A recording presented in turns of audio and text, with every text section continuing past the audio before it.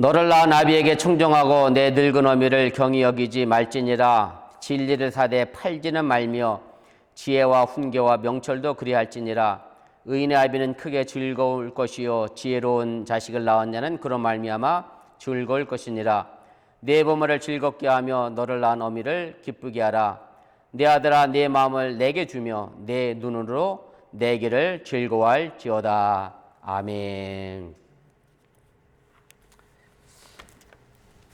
미국의 유명한 교육학자 가운데 레오 버스칼 글리아라는 사람이 있습니다. 이분이 쓴 책이 하나 있습니다. 살며 사랑하며 배우며라는 책인데 이 책이 전 세계 58개국에서 약 5천만 부 이상 팔린 그런 책입니다.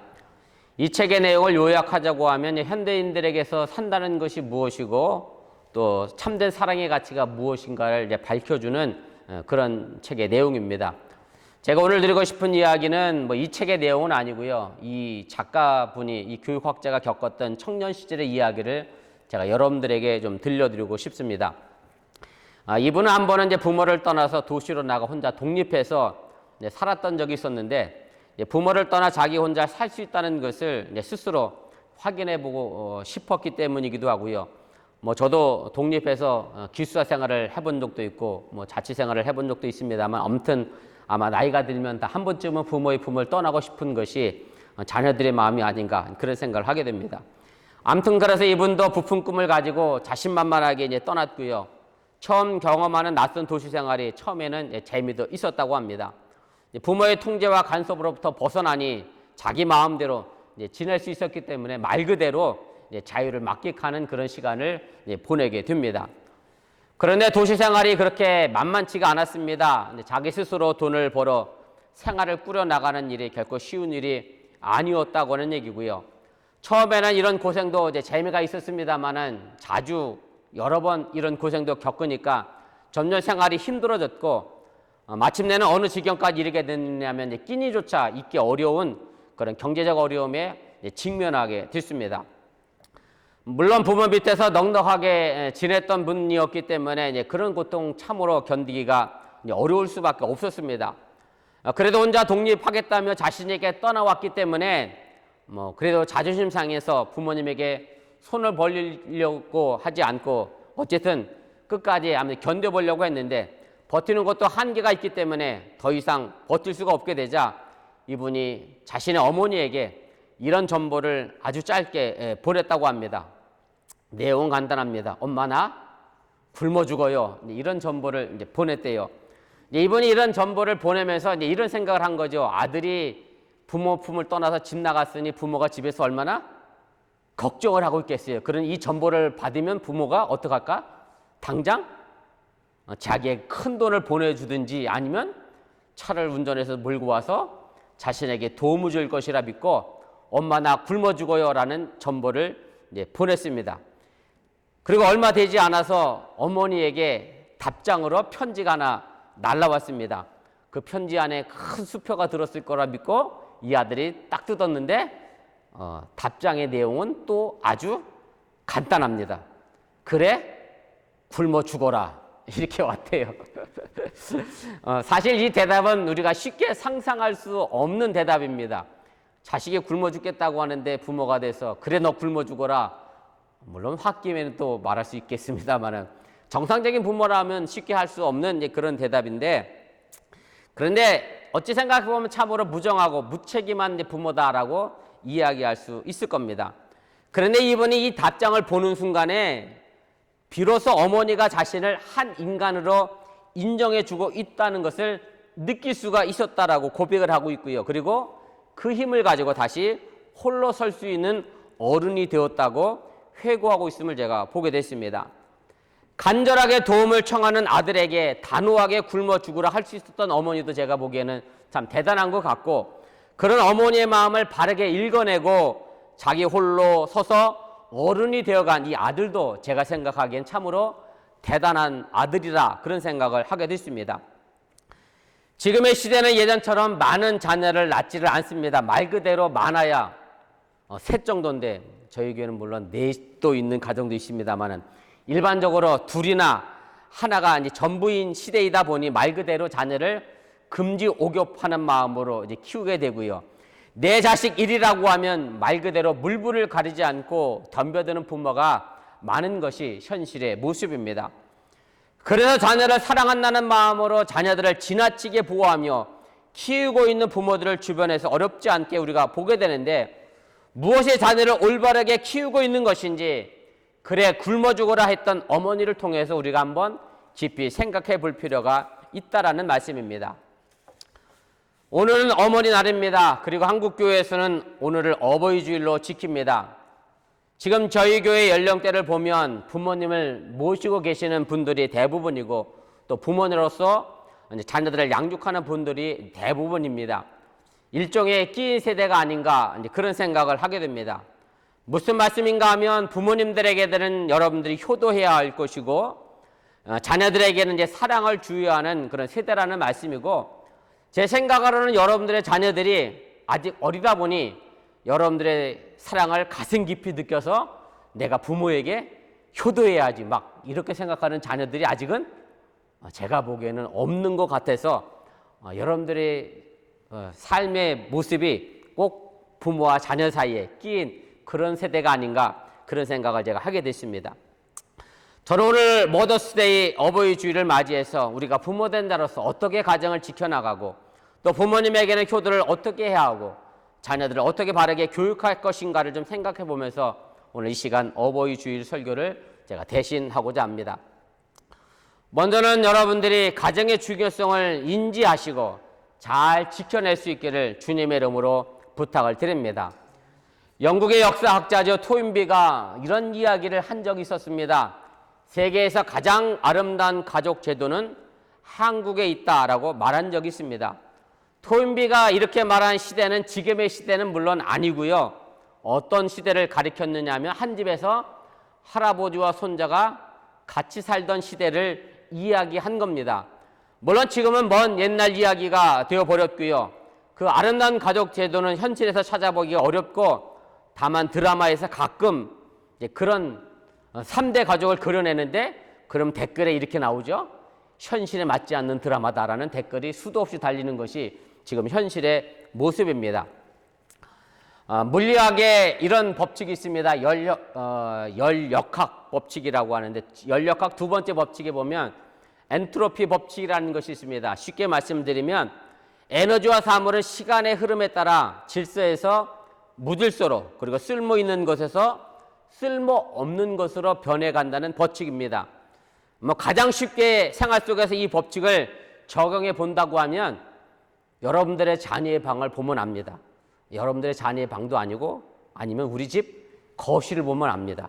열심히 청소해 놓잖아요. 그리고 하루가 지나잖아. 그 청소해 놓은 방이 어떻게 될까요? 예, 금방 어질러집니다. 예, 그렇게 그것이 바로 이제 엔트로피 법칙을 일상생활에서 적용해 볼 수가 있습니다. 이 법칙은 사실은 가정에도 해당이 된다라고 하면서 물리학의 법칙을 가정으로 끌고 온 것이 이제 가정학자들의 이야기입니다. 무슨 얘기냐면, 결혼을 합니다. 사랑이 매우 뜨거워서 결혼하지죠. 그런데 그 사랑이 점점 식어갑니다. 그러면 자주 싸움이 납니다. 결국 가정의 불화는 가정의 파괴를 가져오게 되고 다시 돌이킬 수 없는 무질서가 된다는 것이 가정학자가 말하는 물리학의 엔트로피 법칙이라고 하는 얘기입니다. 지금의 세상은 빠른 산업화로 인해 핵가족화가 가속화되면서 맞벌이 부부가 늘어나고 있습니다. 이로 인해 아이들이나 노인들을 따로 관리하는 기관들이 많아졌습니다. 가족과 지내는 시간보다는 다른 사람과 지내는 시간이 훨씬 더 많아졌습니다. 이른바 이런 사회화 현상을 우리가 또 다른 말로 이야기하면 복지제도가 잘 되어 있다고 해도 틀리지가 않다라고 하는 얘기입니다. 물론 이런 현상이 가족의 이기주의나 혈연주의라고 하는 틀을 벗어날 수 있다는 점에서 대단히 긍정적인 모습이기도 합니다만은, 그러나 이런 모습은 결국 가족의 해체나 붕괴가 불가피해졌다라고 하는 얘기입니다. 가족의 중요성이 사라져가고 있다고 해도 틀리지가 않다라고 하는 얘기입니다.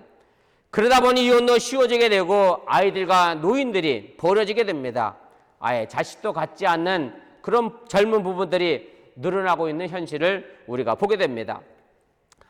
요즘 복지사회를 말하면서 부양해야 될 가족들을 사실은 국가나 사회가 상당 부분 책임을 지고 있습니다.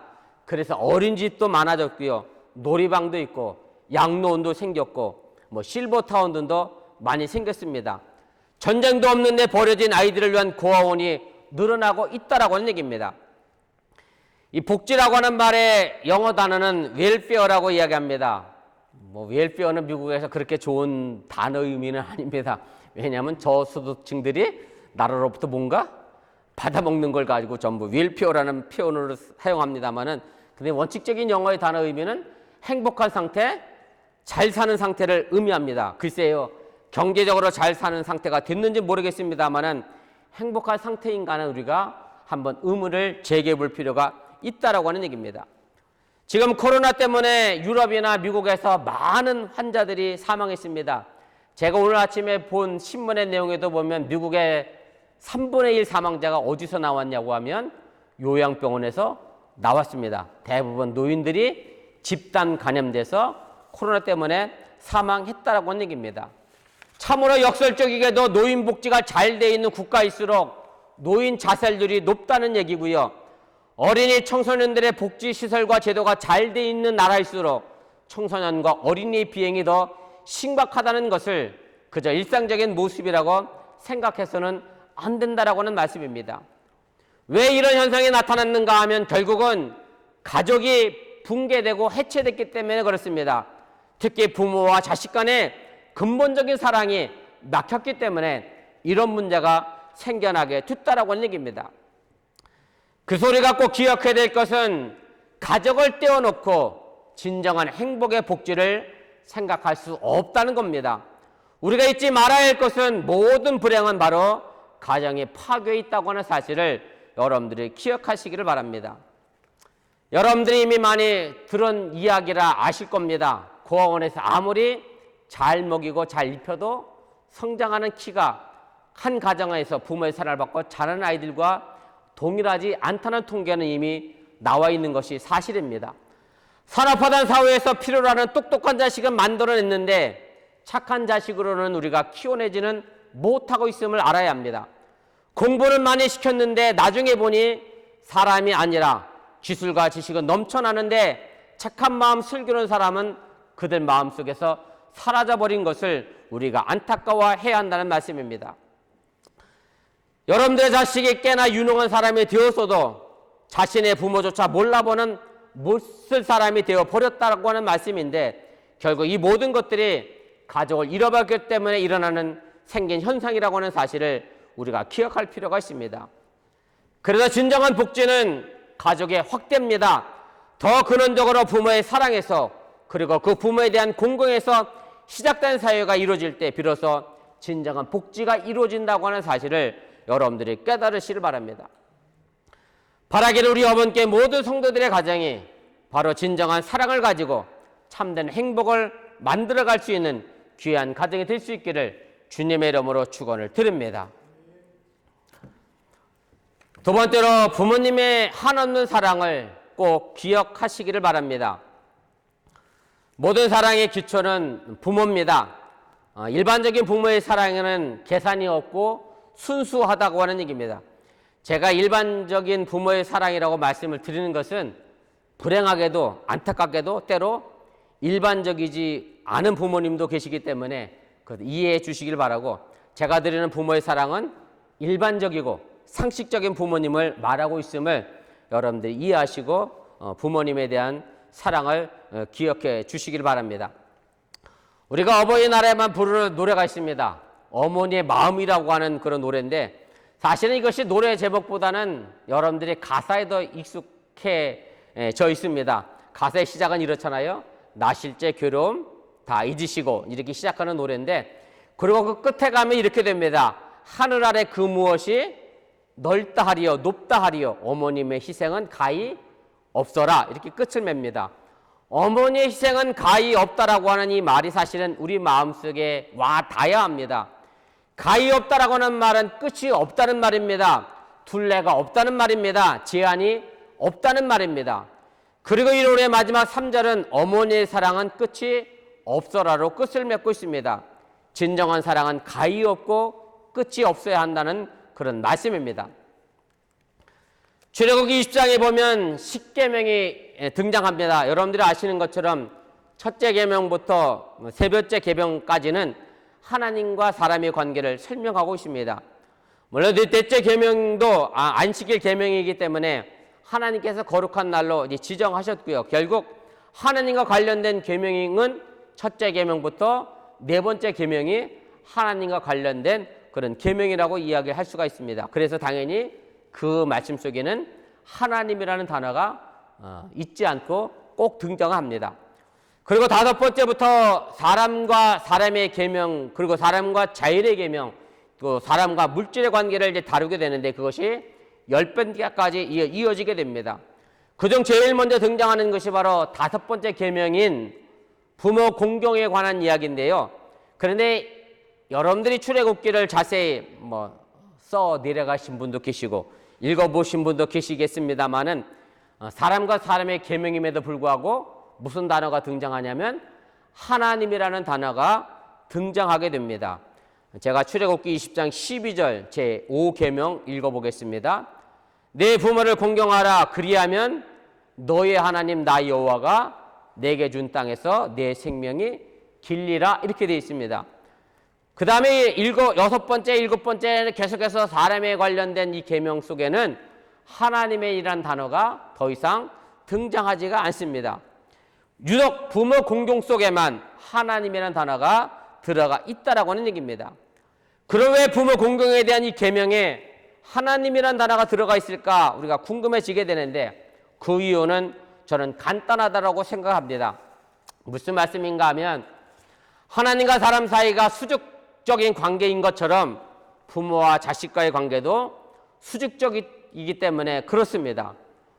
사람에 대한 하나님의 사랑이 절대적인 것처럼 자식에 대한 부모의 사랑 또한 절대적이라고 하는 사실을 여러분들이 믿고 또한 깨달으시길 바랍니다. 다시 말씀드리면 부모 공경이 하나님에 대한 신앙과 맥락이 같다는 말씀입니다. 그래서 효도는요, 신앙과 같다는 사실을 기억하시기를 바랍니다.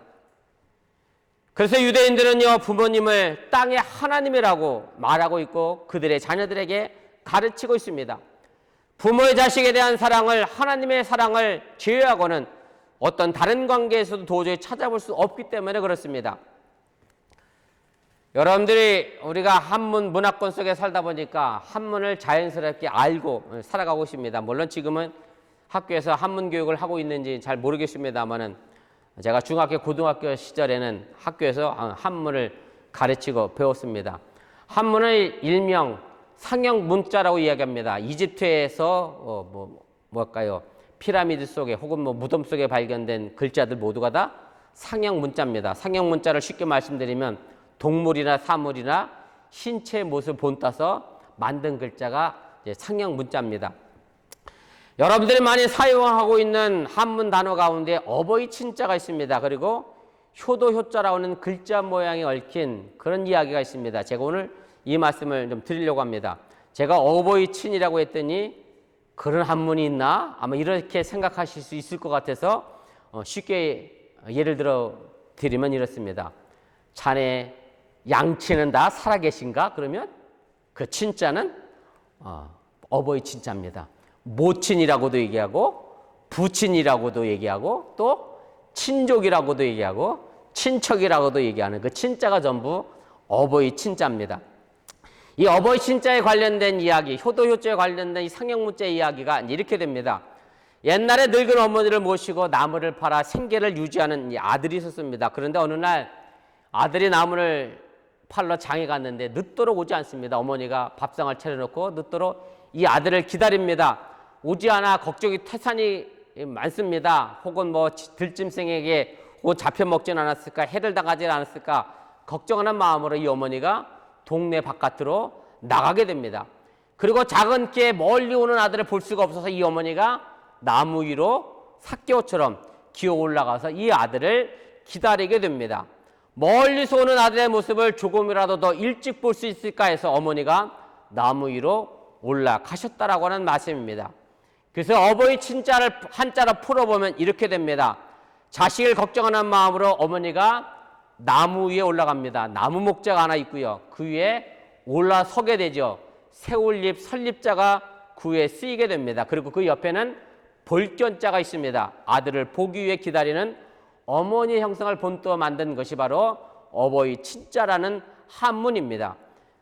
그래서 우리가 이 글자를 보고 있으면 애타게 기다리며 찾고 있는 절박함과 멀리 보고자 하는 어머니의 간절한 사랑의 모습이 담겨져 있는 상형 문자라고 하는 얘기입니다. 이제 시장에서 나무를 팔아 어머니가 좋아하시는 고기와 반찬과 어머니에게 드릴 선물을 사오던 어머니가 추운 날씨에 밖에 나와 있는 나무 위에 올라가 있는 어머니를 발견하게 됩니다. 그래서 어머니가 추운 곳에 오랫동안 기다린 것이 너무나 죄송해서 내려오라 말씀하시고 이 아들이 어머니를 자기 등에 업고 가게 됩니다. 그래서 효도 효자는 이렇게 구성이 되어 있습니다. 아들 자자 위에 늙을 노자가 위에 얹혀져 있는 모습이 바로 효도 효자의 모습이고, 늙은 어머니를 젊은 자식이 업고 가는 모습이 참 아름답고 경건한 모양으로 우리에게 전해지고 있다고 하는 사실을 여러분들이 기억하시기를 바랍니다.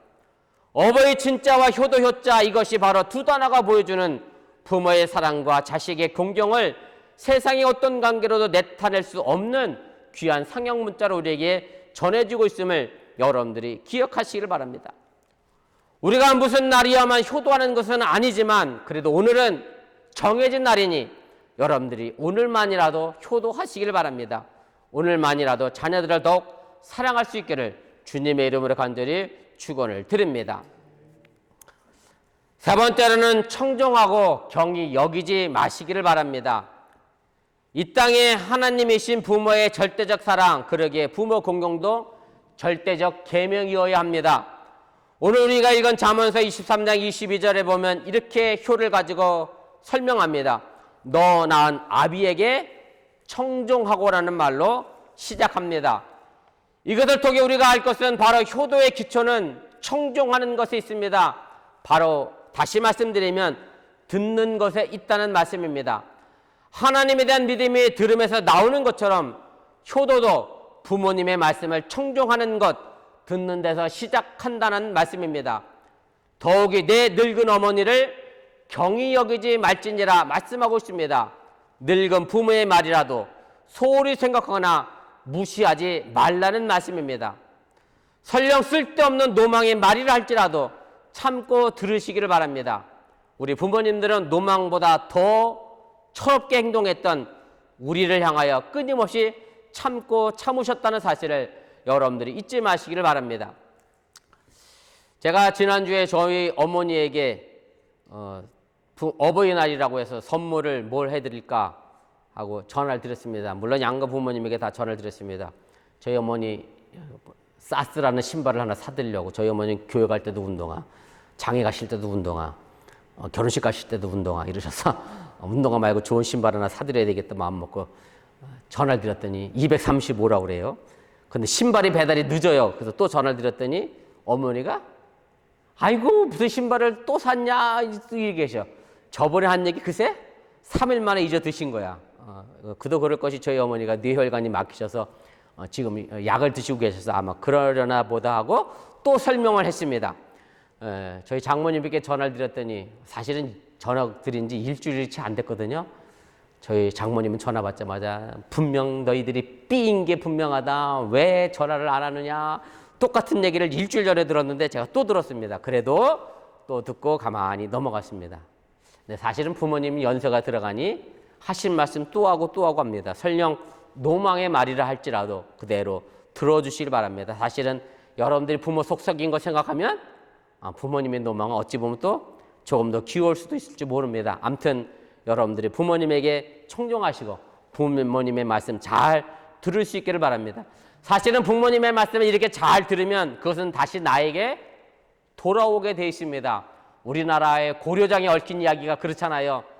어머니를 등에 지고 갖다 버렸더니 아들이 내려올 때 지기를 들고 내려왔다잖아요. 왜? 자기 아버지 또 갖다 버리려고. 여러분들의 부모님의 말씀 잘 들으면 여러분들 자녀들도 여러분들의 말씀을 잘 듣는다는 사실을 잊지 마시길 바랍니다. 사실 청종이라고 하는 것은 단순히 듣고 있는 것만은 아닙니다. 오늘 본문 25절 말씀에 보면 이렇게 돼 있어요. 내 부모를 즐겁게 하며 너 나인 어머니를 기쁘게 하라 말씀하고 있습니다.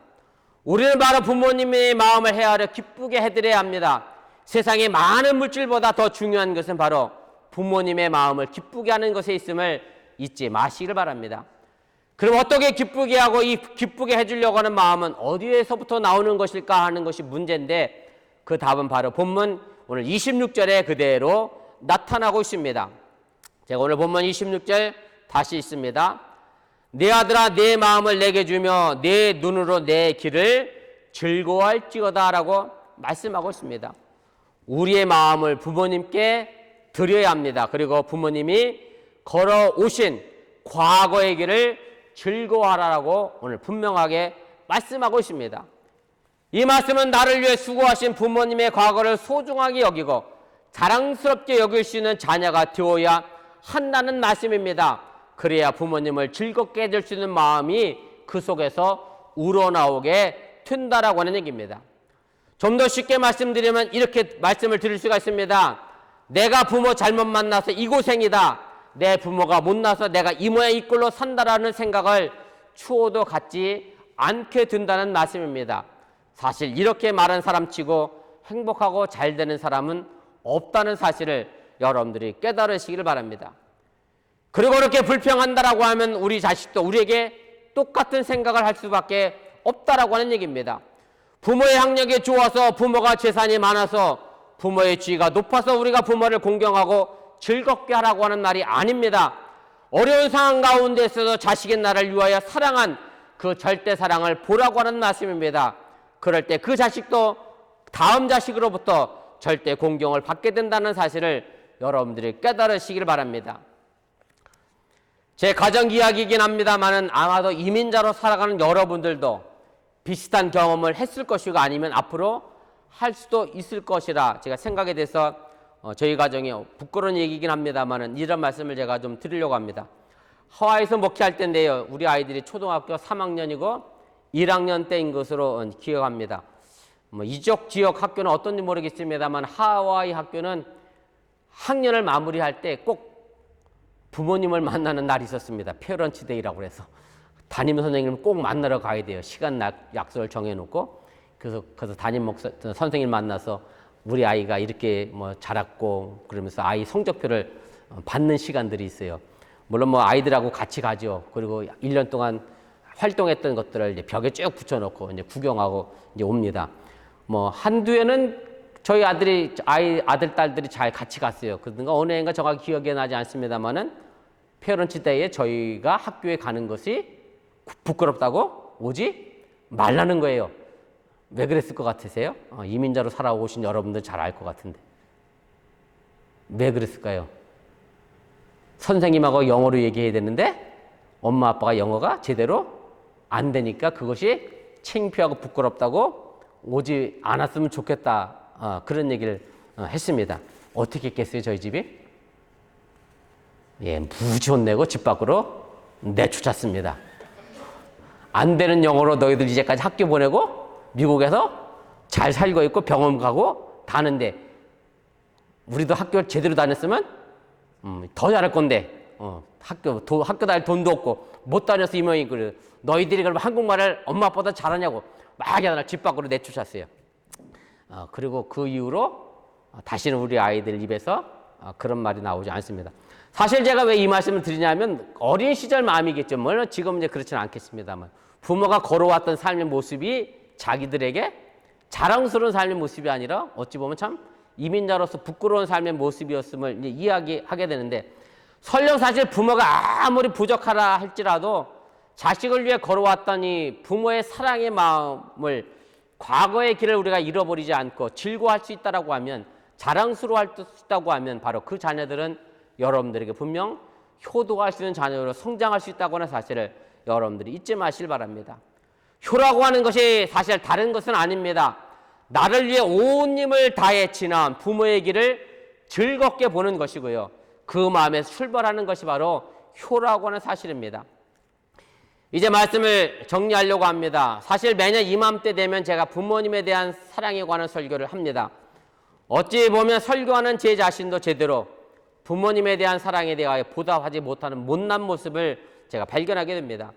그럼에도 불구하고 또다시 제가 이런 설교를 드리는 것은 이것이 마땅히 우리가 해야 될 일이고 도리이기 때문에 그렇습니다. 그리고 동시에 부모된 자로서 자녀들을 위해 어떤 길을 내가 지금 걸어가고 있는지 깊이 한번 또한 생각해 보시기를 바랍니다.